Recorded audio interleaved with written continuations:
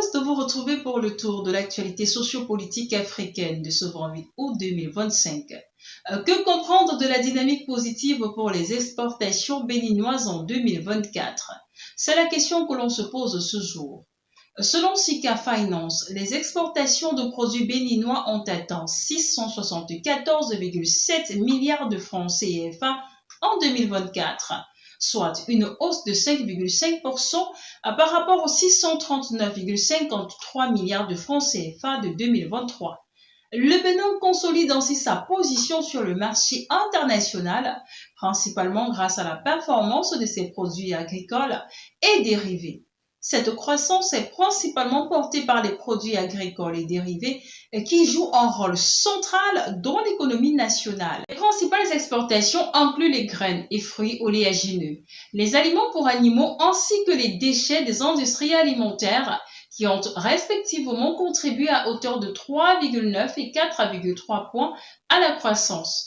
L'Asie reste le premier marché pour les exportations béninoises, représentant 68,2% des volumes. L'Afrique suit avec 15,1% des expéditions, dont 9,3% vers la CEDEAO et 6,1% vers l'UMOA. L'Europe se positionne en troisième place avec 10,8% des exportations. Malgré cette dynamique positive, le déficit commercial persiste. En 2024, le Bénin a importé pour 2136 milliards de francs CFA de biens, un montant près de 3 fois supérieur à ses exportations.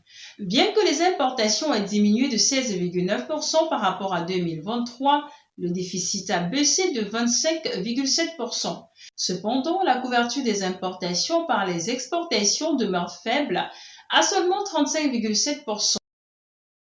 Deuxième actu. Le président du Faso, chef de l'État, le capitaine Ibrahim Traoré, a accordé le mercredi 27 août 2025 à Ouagadougou une audience au président de la haute autorité du Fonds souverain du Sultanat d'Oman, Abdul Salam bin Mohammed, à la tête d'une forte délégation. Le chef de l'État et ses hôtes ont échangé sur les opportunités d'investissement du Fonds souverain du Sultanat d'Oman dans le pays. Selon Abdul Salman bin Mohammed, le Fonds souverain du Sultanat d'Oman compte investir dans les secteurs des mines, de l'agriculture et d'autres secteurs au Burkina Faso. Nous procéderons à la signature d'autres conventions et nous espérons également multiplier les échanges commerciaux entre le Burkina Faso et le Sultanat d'Oman, a déclaré à la presse le président de la haute autorité du Fonds souverain du Sultanat d'Oman à l'issue de l'audience. Troisième actu. La guerre civile soudanaise opposant l'armée régulière aux forces de soutien rapide connaît une nouvelle escalade dans le centre du pays. Située à un carrefour stratégique, la ville d'El Obeid, capitale du Kordofan du Nord, est aujourd'hui l'objet de violents combats. Les affrontements dans les localités voisines d'Oum Samima et Abou Kaoud sont continus. Les deux camps revendiquent tour à tour leur contrôle. Pour les FSR qui cherchent à sécuriser leur arrière-garde dans le Darfour, la prise d'El Obeid représenterait un avantage décisif. Pour l'armée, il s'agit de garder ouverte la voie logistique vers l'ouest du pays et de renforcer la pression sur les forces paramilitaires. Quatrième actu, le président zambien Hakainde Hichilema a présenté mardi à Lusaka un plan continental de lutte contre le choléra lors de la 75e session du comité régional de l'OMS pour l'Afrique. Ce programme a pour objectif de renforcer la coordination des réponses nationales face à une maladie qui a déjà provoqué plus de 4500 décès dans 23 pays depuis le début de l'année.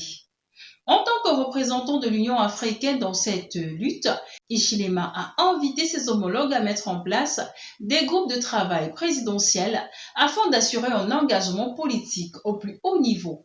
Ce moment marque un tournant décisif dans la lutte africaine contre une maladie qui a fragilisé la santé, la dignité et les perspectives des populations, a-t-il déclaré. Conçu en collaboration Conçu en collaboration entre l'OMS et les CDC Afrique, ce plan couvre la période de septembre 2025 à février 2026. Il prévoit la mobilisation de ressources pour faciliter l'accès aux vaccins, le traitement des patients ainsi que l'amélioration des infrastructures d'assainissement. L'objectif est de diminuer de 90% la mortalité liée au choléra et d'éradiquer la maladie dans au moins 20 pays africains d'ici 2030. Le choléra est avant tout un problème lié à l'eau potable et à l'assainissement, a insisté Chilima, appelant les gouvernements africains à investir prioritairement dans leurs systèmes nationaux avant de solliciter une aide extérieure. C'est ici que nous mettons un terme à cette édition de formation. Merci de nous avoir suivis. Abonnez-vous à la chaîne si ce n'est pas encore le cas. Activez la cloche de notification pour recevoir toutes nos vidéos.